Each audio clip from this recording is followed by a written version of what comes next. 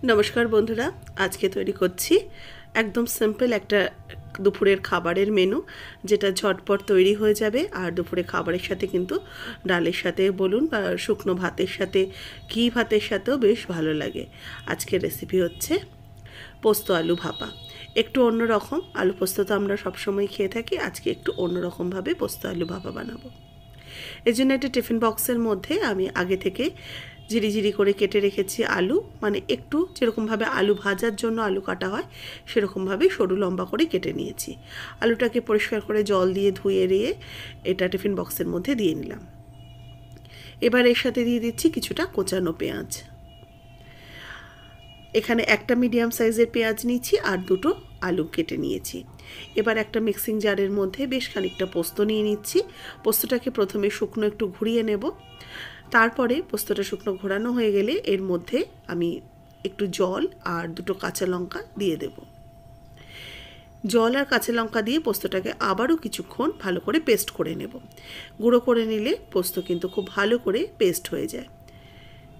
অল্প একটু জল দিয়ে দিলাম, এবার পোস্তটাকে ভালো করে আবার একটু ঘুরিয়ে নেব।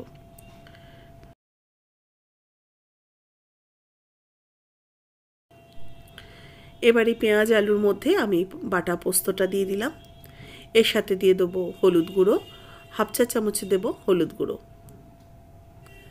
আর দেব স্বাদ মতো লবণ, দেব একটু সামান্য, এর মধ্যে দেবো সামান্য একটুখানি আমি লঙ্কার গুঁড়ো, আর দেবো একটু কালো জিরে, দেব সামান্য একটু চিনি, একটু সামান্য চিনি দিলাম। এবার দেব কিছুটা কাঁচা লঙ্কা কুচি, দেব একটু কাঁচা সর্ষের তেল দিয়ে ভালো করে এটাকে মাখিয়ে নেব। ঝালটা একটুখানি হলে ভালো হয়, মানে তার জন্য আমি কাঁচা লঙ্কা পোস্তর সাথে একটু বেটে দিলাম, আর একটু কাঁচা লঙ্কা কুচিও দিলাম, একটু সামান্য লঙ্কার গুঁড়োও দিলাম। একটু ঝাল ঝাল হলে খেতে ভালো লাগবে। আপনারা যদি ঝালটা মনে করেন যে বেশি হয়ে যাচ্ছে, অবশ্যই কাঁচা লঙ্কা কুচিটা বাদ দিয়ে দিতে পারেন বা লঙ্কার গুঁড়োটাকে বাদ দিয়ে দিতে পারেন। ভালো করে সমস্ত কিছুকে একসাথে মেখে নেব। মেখে নিয়ে এবার একটু পোস্তর জারটা ধুয়ে অল্প একটু জল এর মধ্যে অ্যাড করে দিয়ে আবারও একটু ভালো করে আলু পেঁয়াজ পোস্তটাকে মাখামাখি করে নিচ্ছি। এই আলু পোস্ত তো আপনারা সকলেই বানিয়ে খান, এইভাবে একদিন পোস্ত আলু ভাপা করে দেখবেন, খেতে কিন্তু বেশ ভালো লাগবে।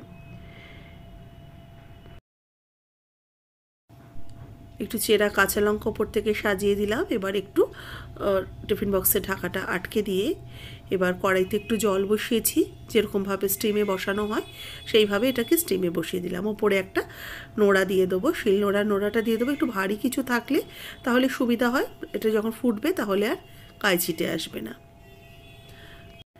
ভেতরে যেহেতু আলু রয়েছে, এটা কিন্তু প্রায় 20 থেকে 25 মিনিট এটা ভাপে রাখতে হবে। জলটা দেখুন শুকিয়ে গেছে। আমি প্রায় 25 মিনিট পর আপনাদের সাথে শেয়ার করছি।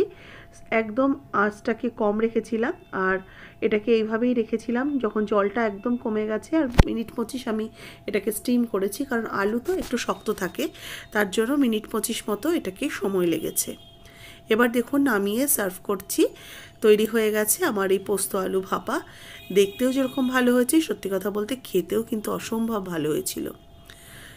ডালের সাথে তো ভালো লাগবেই, সামান্য একটু ঘি ভাতের সাথে এরকম একটা পোস্ত আলু ভাপা একটু সাইডে নিয়ে দেবেন, খেতে এটা ভীষণ ভালো লাগে। আজকের রেসিপি কেমন লাগলো অবশ্যই জানাবেন। ভালো লাগলে লাইক শেয়ার করবেন, যারা নতুন দেখছেন আমার চ্যানেলকে সাবস্ক্রাইব করে নেবেন, এবং ফেসবুক পেজের বন্ধুরা পেজটাকে অবশ্যই ফলো করুন। রেসিপিটাতে একটা লাইক দিন, শেয়ার করুন প্রচুর প্রচুর করে। আর আজকের রেসিপি আপনাদের কেমন লাগলো অবশ্যই জানাতে ভুলবেন না।